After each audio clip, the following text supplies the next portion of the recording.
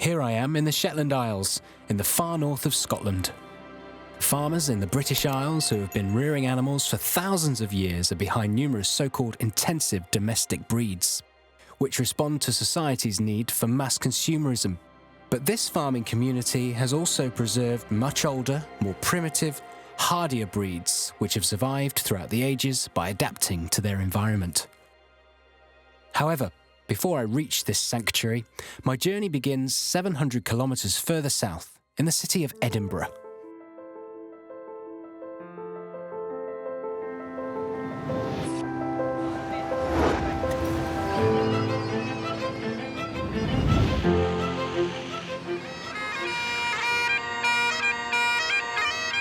There's no mistaking the fact that we're in Great Britain. This is Bobby. He stayed by his master's grave for 15 years. He is well loved by Scots, who touch his nose for luck. The red deer is one of the emblems of the city of Edinburgh.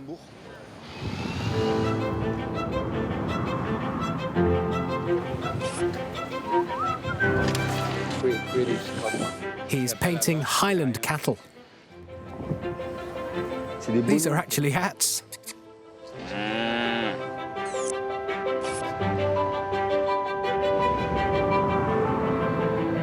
There are some people with a dog up there.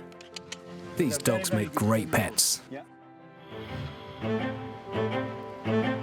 so cute! Especially with their little hats. Yeah, I see. Well, they're Highland cats. Then I have to go to the islands. Yes.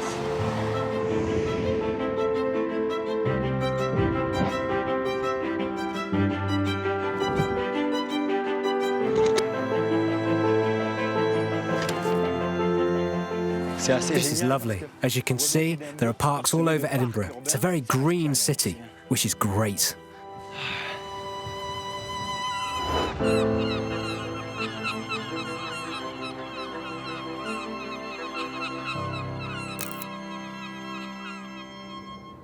But Edinburgh is just my point of departure. In a few days, I'll be heading up north to meet some domestic breeds that are not found anywhere else in the world and have remained virtually unchanged for centuries. Don't forget, all these domestic breeds owe their existence to humans. They came from wild animals who were artificially selected by breeders and domesticated thousands of years ago, unlike wild species which came from a process of natural selection and adapted to their environment. To explore the link between domestication and evolution, I would have liked to talk to Charles Darwin, but unfortunately, he's not available for a chat, so I'm off to Edinburgh University to see if anyone can shed any light on the matter. I'm looking for University of Edinburgh.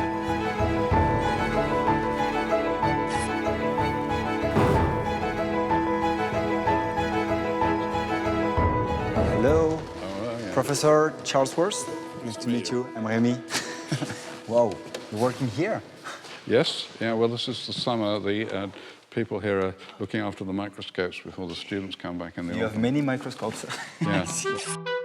Brian Charlesworth has spent his life studying species and their environment. Domestication is the transformation of a wild species into a domesticated one, carried out by humans over several generations. It holds no secrets for him.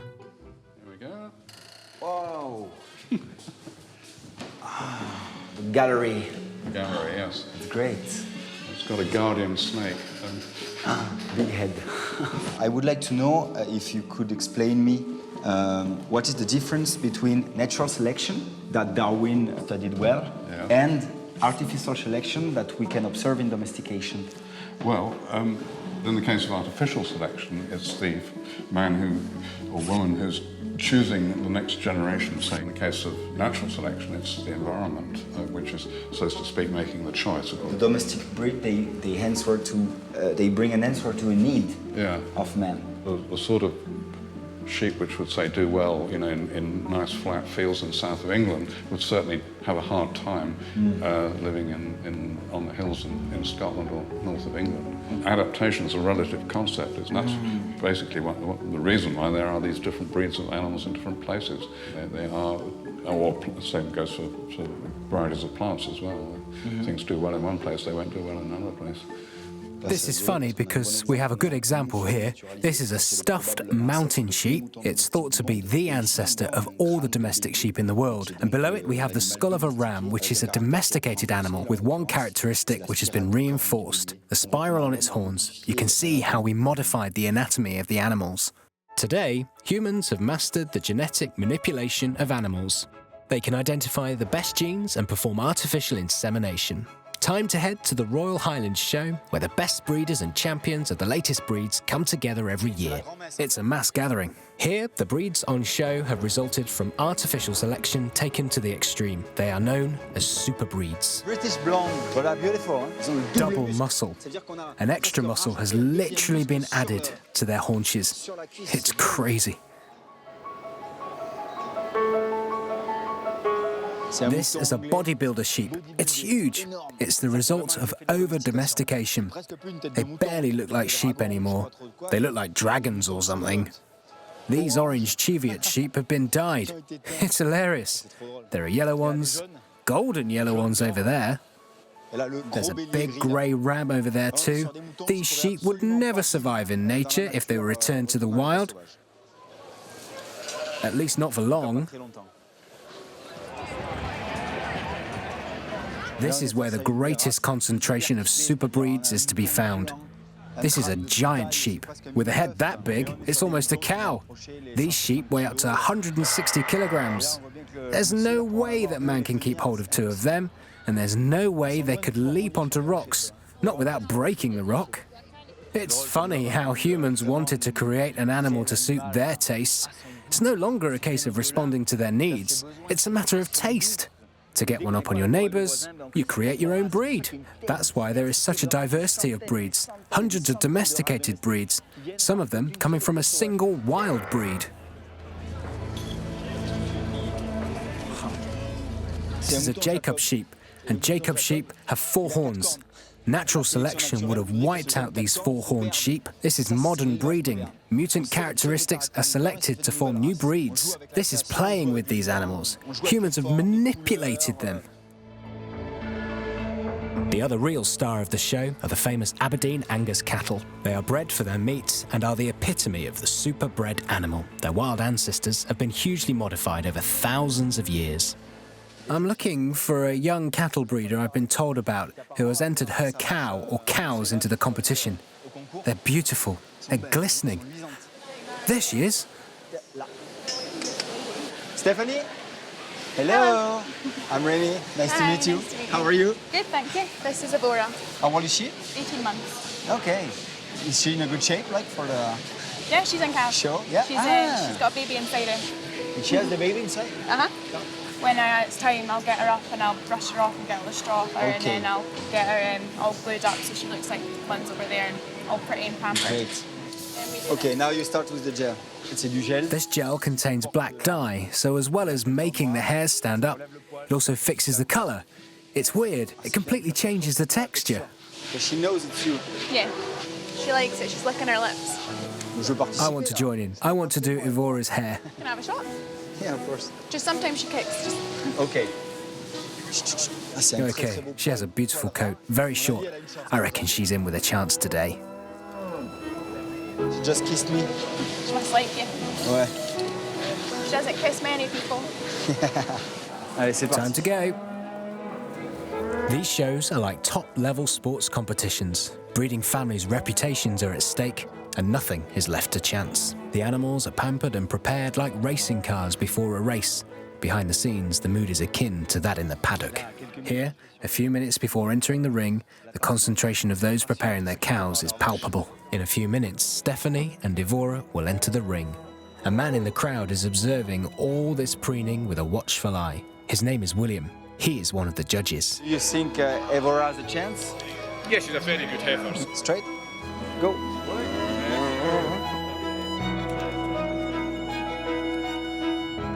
To look at the judge. Look at Stephanie's heifer very there. mobile, yeah. So he's now looking at them individually here. I see. And he's going to look at breed traits, breed character, what they're head. I mean, the Aberdeen Angus is an old traditional breed, so you're wanting for breed character, nice open face, broad muzzle, nice ears. You want their ears to look at the judge. Yeah. Look at the heifer as she goes forward. That's heifer saying to the judge, look at me, look at me. Yeah. I'm special. Good ones do that. The Aberdeen Angus beef is the second most recognised brand name in the world after Coca-Cola. Oh, gosh. That's incredible. Go for it, Stephanie. He looks at Stephanie. This is Stephanie. She's been drawn in first, I think. Yes. For me, would be what I would have done as well. Okay, as a judge, Yes. I believe you. Yes. Allez, allez. Yes, she's got it. Yay! You are right, huh? Yes, not it. We won.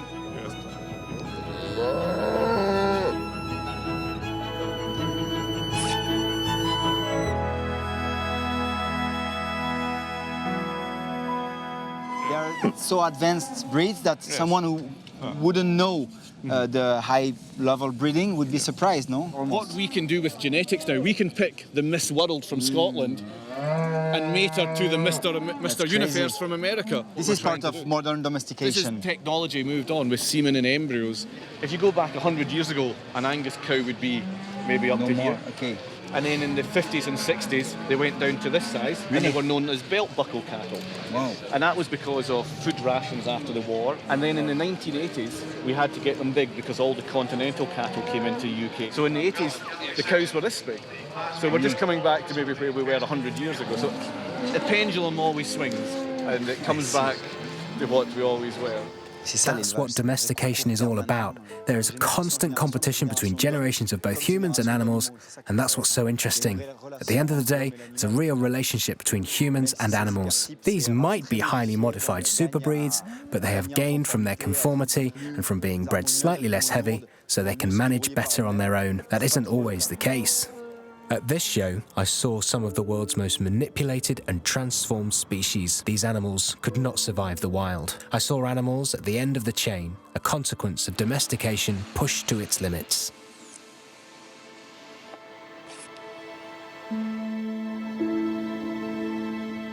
The Scots are expert breeders, and they have also preserved their early breeds, which still live in the Highlands and the surrounding countryside. I'm going on a long journey. I'm going to leave Edinburgh, otherwise known as the Athens of the North. You can see why with its Acropolis and all these monuments. And I'm going to head north to the Shetland Islands via the Highlands and Loch Ness, observing all the wildlife and domesticated animals.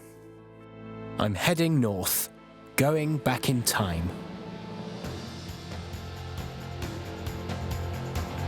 Several centuries ago, this area of land was under the sea. Today, these are pastures where domesticated animals roam semi-freely between the dunes and the marshes, living in symbiosis with their environment. It's a far cry from intensive feedlots and is known as extensive farming.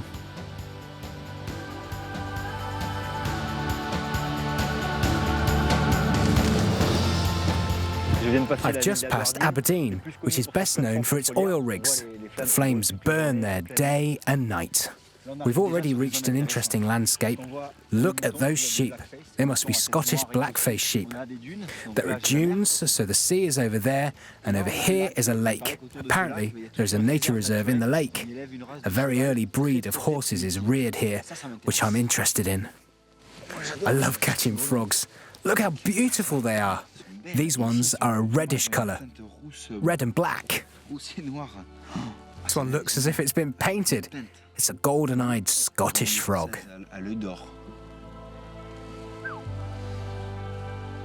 And there is a flock of lapwings. They are wading birds who inhabit grasslands. These migratory birds used to be shot for game. There's even a French saying, until you've tasted lapwing, you haven't had a tasty morsel. And there are sheep in the middle, as if humans had never set foot here.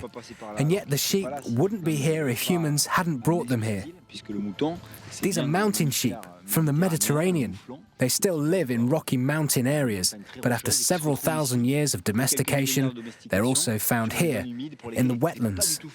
They weren't made to survive in this climate, but they've been adapted and selected so that they can withstand the damp and the salty sea spray. It's amazing.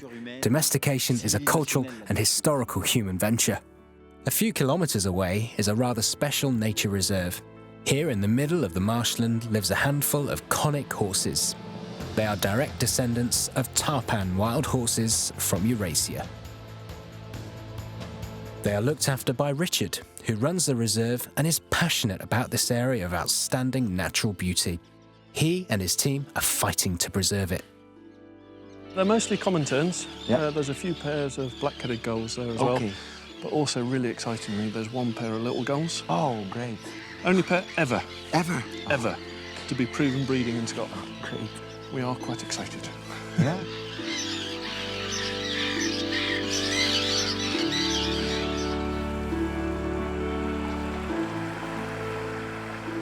These are water scorpions. They are aquatic insects and they are synonymous with a healthy river. They have quite a powerful rostrum, which liquefies their prey so they can literally drink it, so it's best to avoid getting stung. It realised I meant it no harm.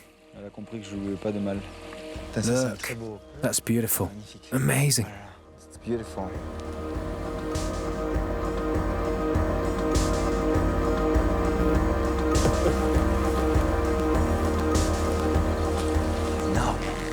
They are emerging from the vegetation.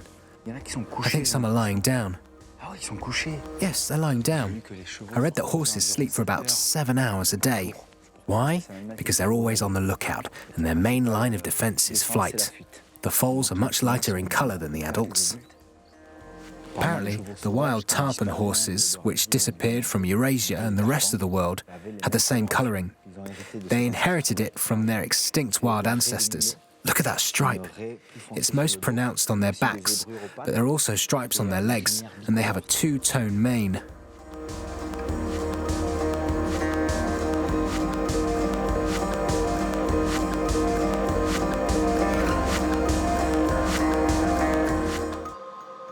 If we say that these are as similar to the wild horse that was here 10,000 years ago, then all the domestic breeds, the fell ponies, the Highland ponies, the Exmoor ponies, all descended from horses that looked very, very similar to these. Some breeds have disappeared and others are not quite as numerous as they once were, yeah. But horses still got quite a special place to a lot of people, yeah. There is no sign of human life here now. The reserve is a magical place, cohabited by numerous species. It radiates a sense of harmony, and the river adds a certain poetry.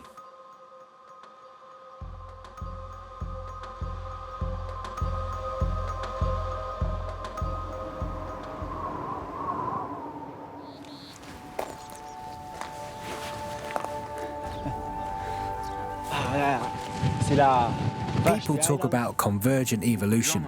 In other words, two animals which are not very closely related, the yak being a different species to the cow, yet there is a morphological similarity due to a parallel process of adaptation. Both animals needed a thick coat to protect them from the cold, wind and snow.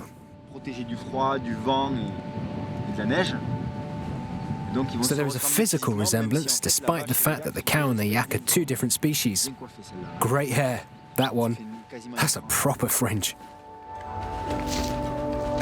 So here I am in the heart of the Highlands. I'm really excited because I'm going to be crossing Loch Ness to continue my journey to the Shetland Islands in the far north of Scotland. I've always wanted to go out in a boat on Loch Ness, and Stuart is going to show me the lake's underwater fauna. Here goes.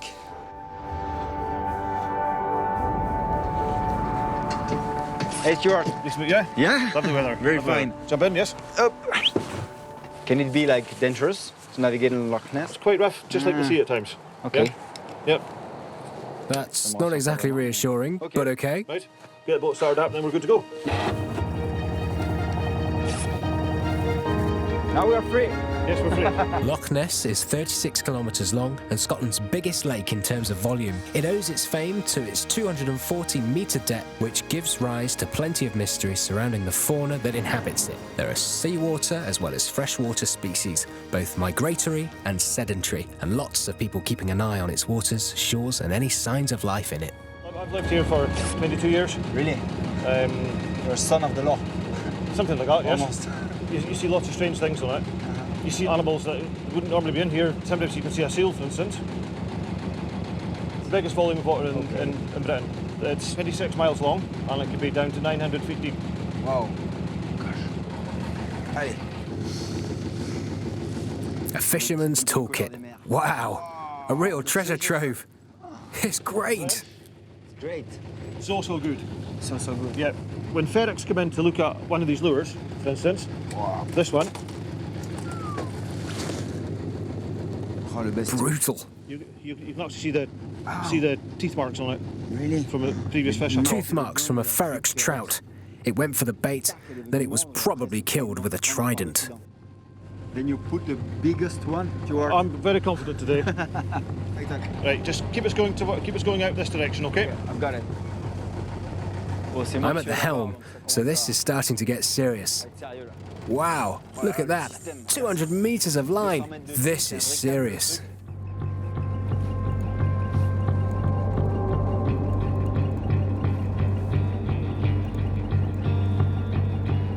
Just a case of sitting and waiting. Do you mind if I keep looking on the surface if maybe I see something bigger? That's fine, no problem Okay. at all. And Stuart, have you already seen something on the lake? Many times. What could it be, like a mammal or a plesiosaurus? It's a possibility. It's a possibility. Yeah, it's a plesiosaurus. possibility. Absolutely. Yeah. I'm on the Loch most days of the week. I'm in a position where I'm going to see things. What do you see? It's usually some form of splashing. When you see splashing, you are sure that, as you know very well the fishes, that it's not a trout or a salmon. No. Salting. No. Jumping. No. No. Keep it tight. Up. Keep it really Yep. tight. Yeah. Yes, there's something there. Yes. Great. A sea trout. Whoa. Right. If Yeah, you hold of on a course, I am second, holding that. just while I get these in. Woohoo! Oh, elle est magnifique. That's amazing. This is a sea trout. This fish has come from the sea to spawn in the river. It has this bluish silver colour which is in the process of turning green, so as to pass unnoticed in the dark waters of Loch Ness. I'll take a small scale sample from it. Yeah? And I'll send the scale to the department that ages fish. There. Now it's time to release it. There it goes. So, Straight. yep. Very good. Excellent. Thank you. Brilliant. What will you do with the scales you took? I'll send them away to the local fishery department Okay. for analysis. The results will show what the fish has been eating, Okay. whether the fish has been to sea or not, Yeah. and how long it's been living in fresh water. Wow. Let's see what we can observe.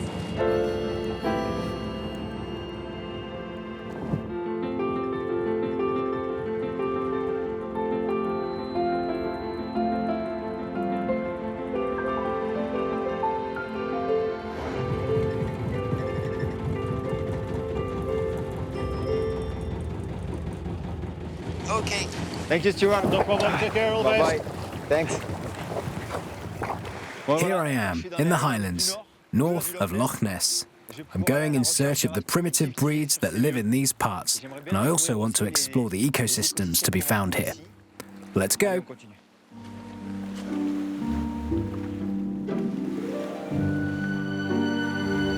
Beyond Loch Ness, Scotland is better known for its moors than for its ancient Caledonian forest, which is hardly surprising since it has virtually disappeared. Excessive deforestation and overgrazing are leading to the demise of a unique ecosystem, which is actually far more Scottish than the moors which have resulted from this huge decline of woodland. It is a disaster for biodiversity, but one man has been fighting to remedy it for over 30 years. The forest is his life. His name is Alan Watson Featherstone, and he paints a grim picture. There was a forest here Dead- 50 yeah. years ago. Dead branches, more stumps over here. This is a ruined landscape. It's a wrecked ecosystem. And people think it's natural and people think it's beautiful. The Scottish Tourist Board promotes beautiful treeless Scotland, wide open views. We've got very little forest left, and we've got far too many grazing animals, particularly red deer. Is it what we call overgrazing? Exactly, yes. It's incredible. There isn't a single tree here, and yet there are deer droppings everywhere. Well, they're not that fresh. They're a bit fresher. Okay. When they're fresh, they're black and shiny. Yeah. These have dried up a little bit. But what's happened is we've taken away the predators. Yeah. So we have no wolves, we have no bear, we have no wolves. lynx. They're all gone from Scotland. And the deer numbers have increased and the forest has shrunk. So the deer have been eating their own habitat to death for 200 years. Do you recognize that it's a deer, red deer? Well, it's the size of it. It's a stag. It's had antlers, as you can see. Okay. And they cast their antlers every year and grow them again. So this animal has died here. There's a few other bones where we found this skull. Do you think it can be linked to the fact that there is no enough food for them? Almost certainly, yes. The teeth are, they're not that worn down, these teeth. If it was old, they'd be really worn down. And what are these little insects that are harassing me at the time? These are the Highland biting midge. Midges, Midge. okay. I believe they're another reflection of our broken ecosystem. Really? Because when you disturb and damage an ecosystem, and many parts of the ecosystem go, some that are left that are opportunistic are able to multiply and spread. So the ecosystem is totally, if you think an ecosystem... Yeah, I see, because with all these insects, I am starting to hate my own species. If you tell me that the man is responsible of that, and of that, and of the overpresence of the deer. The more we try to control and manipulate nature, the more it eludes us and turns against us. Unless people start listening to Alan, these ancient forests will be no more than a distant memory.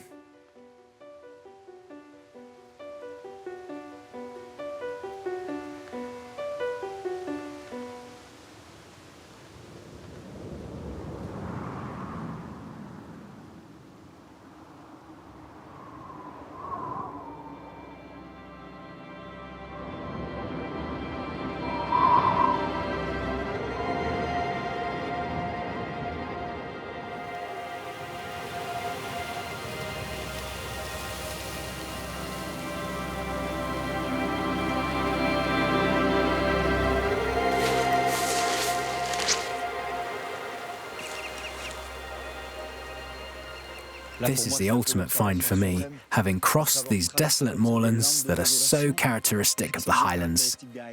Come face to face with a species that is typical of the far north, the black-throated loon. It's a bird with a slender body, a head like a dragon, and a needle-shaped beak. It is very delicate, black with white checks on its back and a velvety grey head. Extraordinary. The numbers are dwindling. I think there are only a few dozen pairs nesting here in Scotland. Let's not disturb them any longer.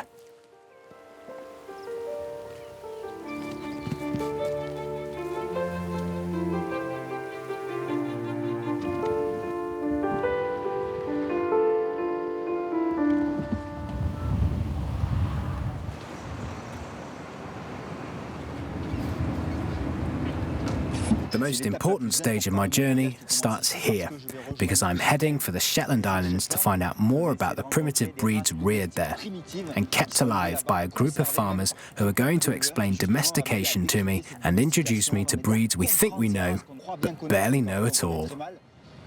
Species of sheep, cows, horses, which have existed since the dawn of time and evolved into a very particular shape. I'm excited to be leaving the Highlands for the Shetland Islands.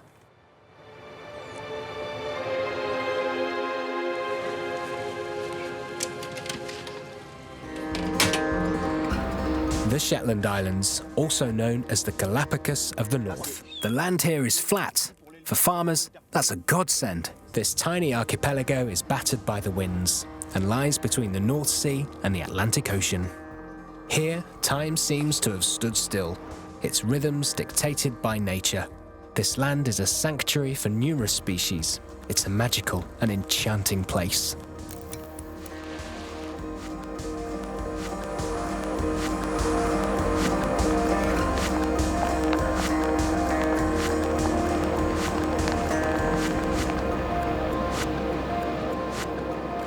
The Shetland Islands, miles out at sea, are home to a host of amazing species that are native to the far north and that come here to nest.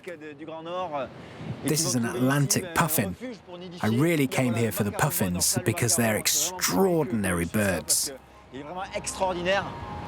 They are known as sea parrots because of their sumptuous plumage and colourful beaks. They are not necessarily migratory birds, but are seen as erratic since they only come ashore to nest. The rest of the year they're out to sea, so they fall foul of oil slicks and fuel tanks being emptied.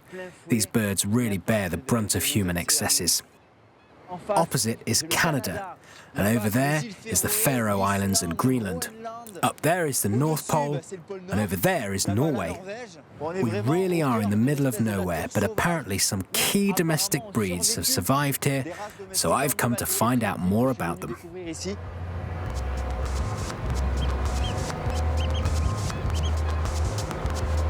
This morning, I'm going to meet Ronnie, one of the Shetland Islands' most successful farmers. Like his father and grandfather before him, he rears a rare breed of sheep and has a flock of about 1,500. Together, we're going to prepare them for shearing, a key date in a sheep farmer's calendar. Hey, Ronnie. How are you? Very well, thank you. Such a beautiful place, huh? Yeah. This is your lands around? Yeah. Wow. Yeah. And the sheep I saw on my side, like when I arrived? Yeah. No. They are Shetland sheep? Yeah, Shetland sheep, yes. Great. Yes. Yeah. What's the program then? Well, we must go and gather some sheep because the sheep shearers are coming tomorrow to clip some sheep, so we would need to go out to that hill. Right now? And yeah, I'm sorry, but time... No, it's okay. I imagine that you depend on weather a lot, no? Oh, yeah. We need to get them in while they're dry. Okay. They must be dry to get the wool off because we want to sell the wool. Is that your son? Yes, this is Jacob. Hello. Hi, nice to meet you. Rémi, nice to meet you. I come in? Yeah. Okay. Yeah. Okay. See you there. Right, I go in the back. Great.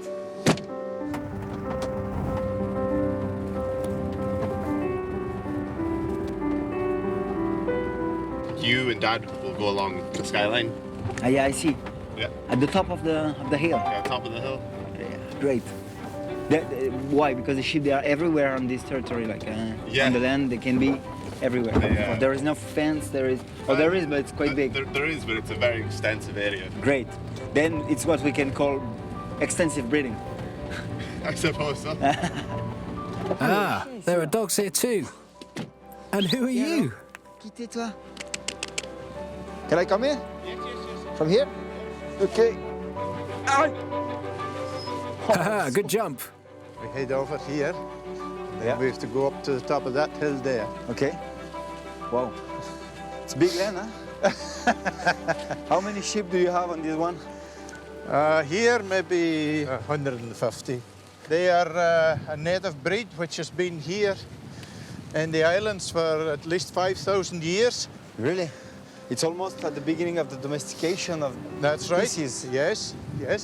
They would have been not too different from what they are now, possibly more coloured sheep, brown and that colour. There are more white sheep now, but that's because the spinners, the people who buy the wool, really only want white because then they can dye it any colour. Okay, it's why we have mostly white sheep around the world. Yeah, that's exactly right. Yes. I didn't know that. It's not because the sheep want to be white. Then we it's selected... because man wants them to be white. These sheep have quite small feet and quite thin bones, so they are much more designed for walking along steep areas with steep slopes. I see, because they are much faster than us. Oh, yeah. Even if they are 4 legs, that's just 2. One with 3 legs would be faster than me. Yeah, with the stick. Then, Ronnie, what will we do now? We separate? Or? Yeah. I go this side of this fence up this way. Yeah. And I'll move that sheep along that way. If you go up this side of the fence, then maybe the sheep will not come down again. Okay, then I block this side. Yes. Okay, perfect. Yeah. Okay. Let's go. Okay. You take the dogs. Yeah. Erlew. Here. Here.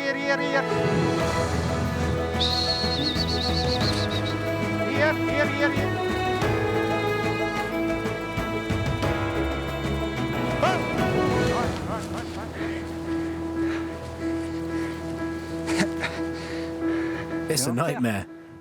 I have never seen anything like it. The sheep give up after a while. That one looks like a wild mountain sheep. The worst is over for Ronnie and me. The flock has been rounded up and is just a few meters from the barn where it will spend the night.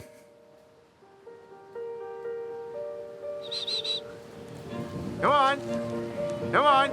I see Ronnie giving orders to his dogs from afar, gently nudging the sheep on. Sheepdogs obviously have a predator's instinct, which humans have tried to channel. Come on, come on. Sheepdogs have been bred to stop short of attacking the sheep. However, faced with misbehaving sheep, rams or hard-headed ewes, the dogs might go so far as to take a bite out of the back of their legs. Sometimes they go further. Accidents happen. We need to be careful here, because that's a lamb.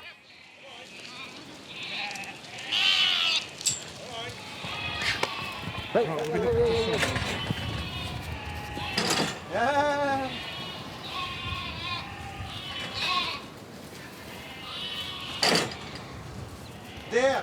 Hey! Hey, shh. Allez.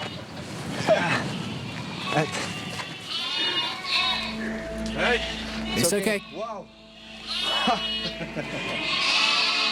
All ready for shearing? They'll get their chance to calm down now. Tomorrow will be another stressful day. The bleating we can hear is coming from the lambs calling to their mothers because they've lost them in the crush.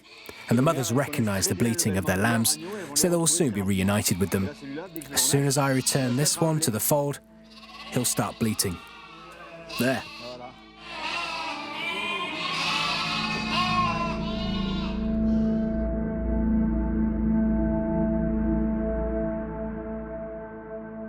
The relationship between humans and sheep dates back over 10,000 years. Tomorrow will be a special day for these men and their flock of sheep. It's quite an event. Shearing these sheep for wool is a skill passed down through thousands of years of sheep farming.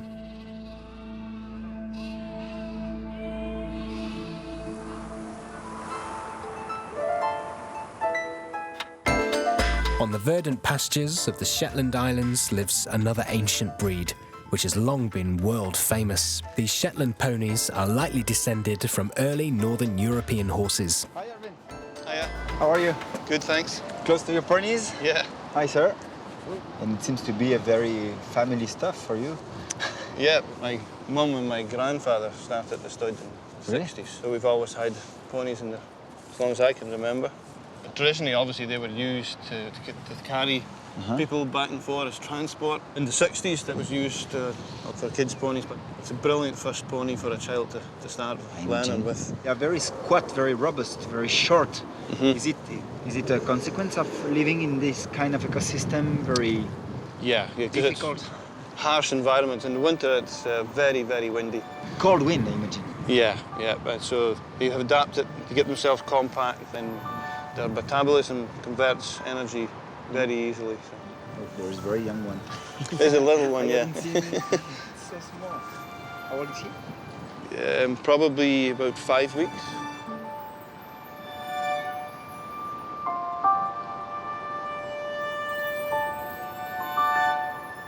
Beautiful eyes. We're going to pick up 2 mares and 2 foals and try and get them into the back of the truck. To give the pasture a chance to grow back, the horses must change fields. The difficulty is, some need to be picked up, and we can't put the foals on a leash, so we just have to hope that they follow their mothers. Go on, follow your mother. It's a nightmare. They look like wild horses, when we see them running like that. They're digging their heels in. It's very common. Primitive breeds are often very stubborn. They're closer to wild animals, and they do a lot of things instinctively.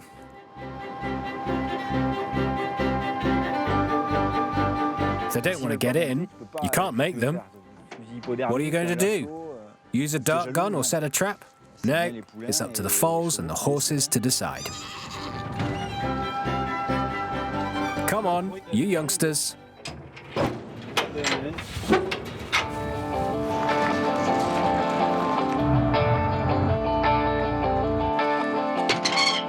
Allez. Allez, je... This one is quite tame for us, considering how young he is. He's calm, huh? He's calm because of his mother? Yeah. And then will you try to put the harness on the little one? Yeah. That's the first time, yeah. It's the first time? Okay, it's gonna be okay. We try to reward them, so we hold the rope and we put a little bit of pressure. If they take one step forward, then you relax the rope and reward. Come on, it will all be over soon. If they start chewing and licking their lips, that normally means they're submissive to what's going on. We'll go out into a little bit more space. It's the same technique as with dogs, taking the first steps on the lead, teaching the animal to wear a collar and to be restrained by an extension of its master's hand. The training sessions must not last any longer than 20 minutes or the animal will grow tired and disgruntled. She's doing very well. Yeah? He's in peace, huh, with the lead? Yeah, he seems quite happy just now. Do you have a special feeling when you are like that close to the horse? Do you feel the history of the breed that is very specific and unique? Yeah, it's you certainly have an affinity with them. I'm trying to maintain or improve the breed standard. There's a danger if you don't keep looking towards the standards that you can breed from things that wouldn't normally survive because you're in a nice, cosy environment.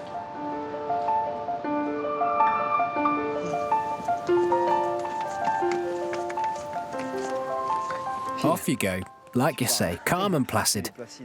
They aren't great gallopers. Good girl. She did well. She did well,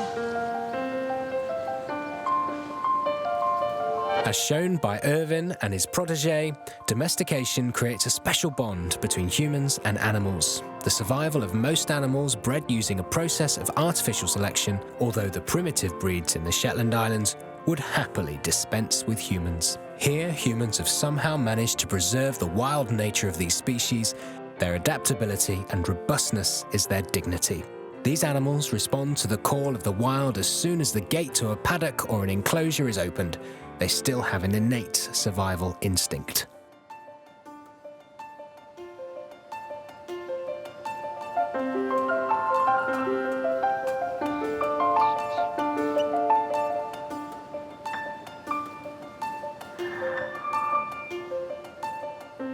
The time has come.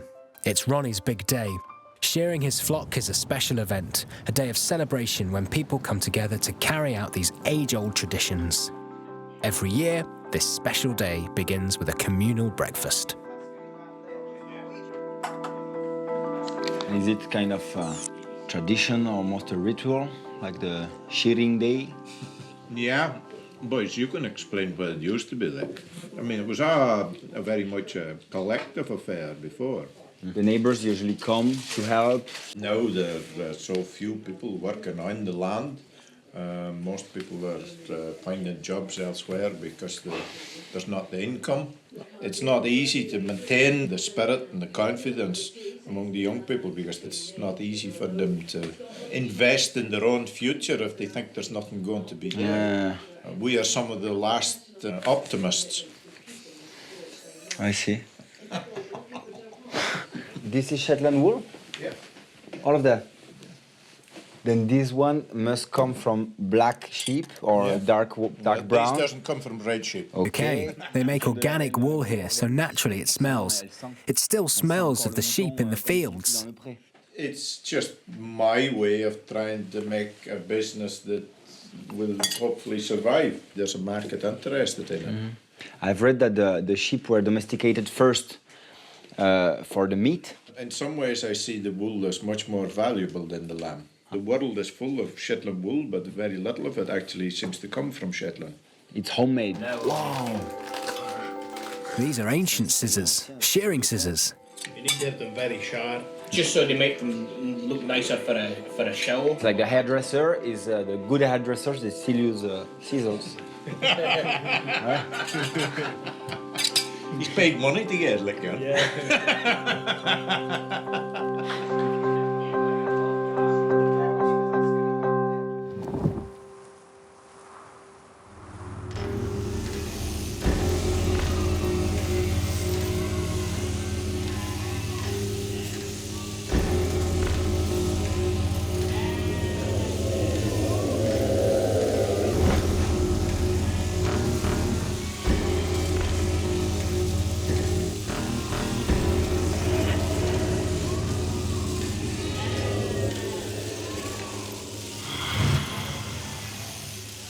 the fight is on. The sheep must be shorn, and they are corralled through a series of corridors. Here, we have a sort of access ramp with a barrier to keep the sheep in single file so they can enter in one by one in a relatively orderly fashion. Every now and again, a shearer will come and lower this, grab a sheep, pull it out, sit on its bottom, and start shearing. Once a year, the sheep need to be relieved of their thick coats. If they are not shorn, they struggle to shed them of their own accord, and they can rot. 2 shearers for 300 sheep. This is going to take the best part of the day.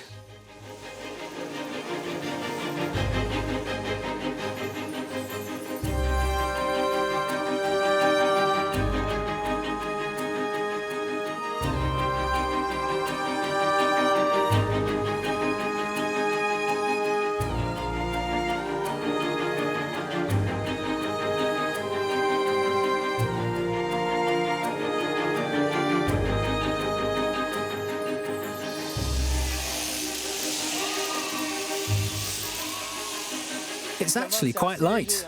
Some of the wool is dirty because it was close to the anus, so naturally the sheep has... Anyway, the undesirable parts are removed.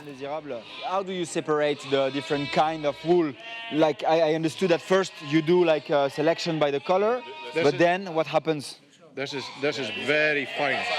Very fine? This is very fine. This bunch here. In quality after you select for quality. Oh yeah, it's like a spider web. What they say about Shetland wool is that it has a good handle. Wow. This one is ready for the scarf to be made. The wool soon deteriorates if it's not spun. Once it has been spun, you can do whatever you like with it. It makes durable clothing which is flexible and keeps you warm when it's damp. Phew.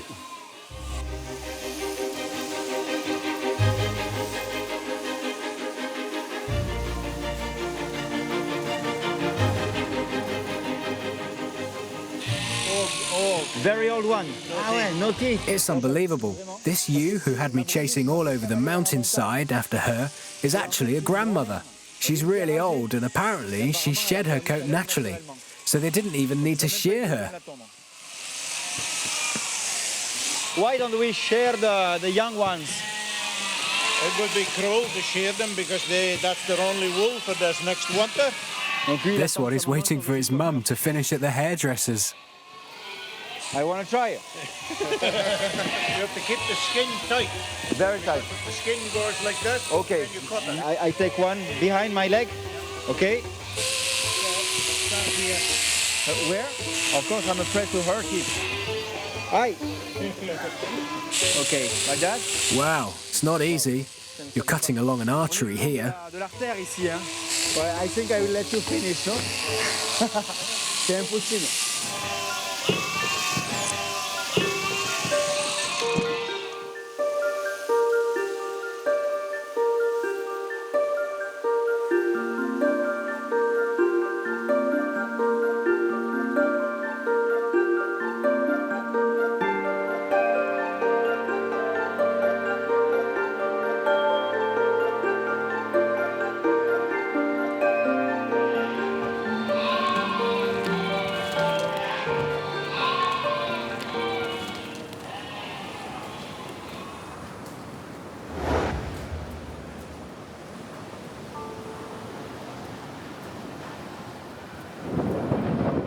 Do you think that, as Darwin said, the species which survive are the most adaptive ones?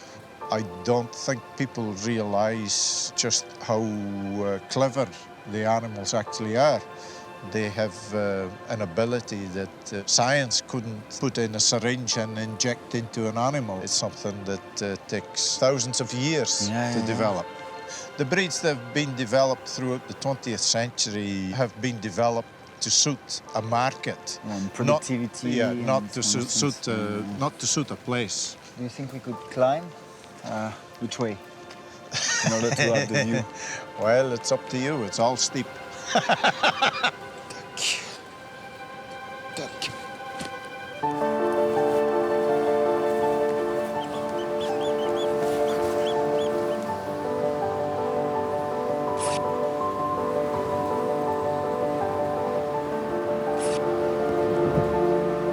Wow!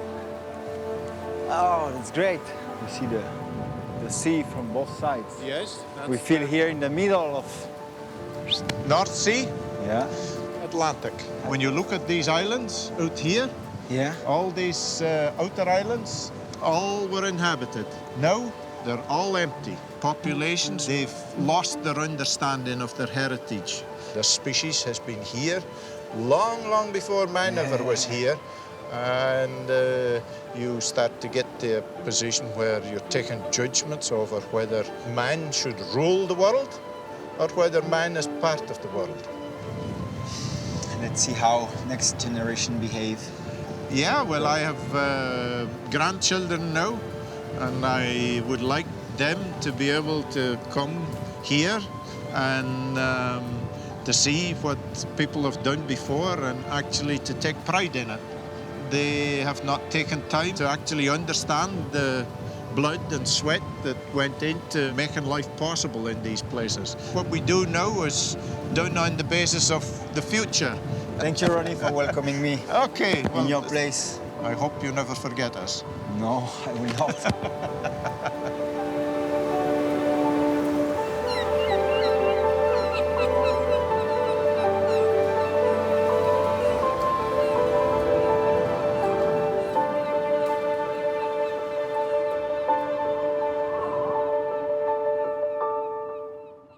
They start producing the chemical, the tannins as well. Somehow they know that their brethren, sorry, these midges are really getting me. Pas possible ce truc. Oh, fais me la prendre. Au, au. On va marcher sur le pied. Now it's your turn. Yeah. Rewilding. Yeah. C'est quoi next? J'ai oublié. Je vais vers le nord.